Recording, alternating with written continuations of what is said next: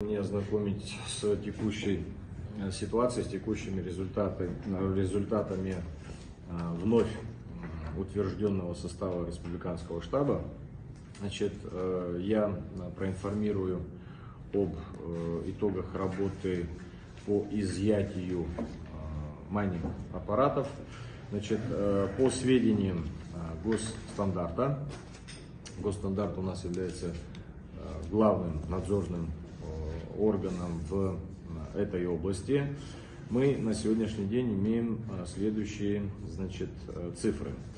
За 2025 год на 10 сентября всего выявлено оборудование по добыче криптовалюты 259 штук, помещено на склад временного хранения 259 штук. С учетом ранее изъятых и находящихся на складе, на сегодняшний день на складе всего находится 4385 штук. Значит, по результатам проведенной работы за 2025 год передано в суд материалов, составленных по фактам выявленных нарушений, 13.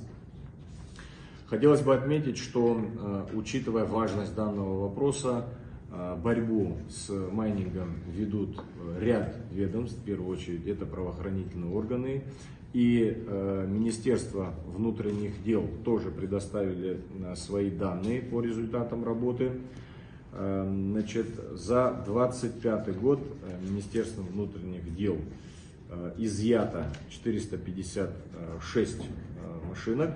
Вот, все они находятся, соответственно, на охраняемых объектах, на охраняемых складах, ну и впоследствии будут переданы в Госстандарт для осуществления соответствующих процедур и обращения в судебные инстанции.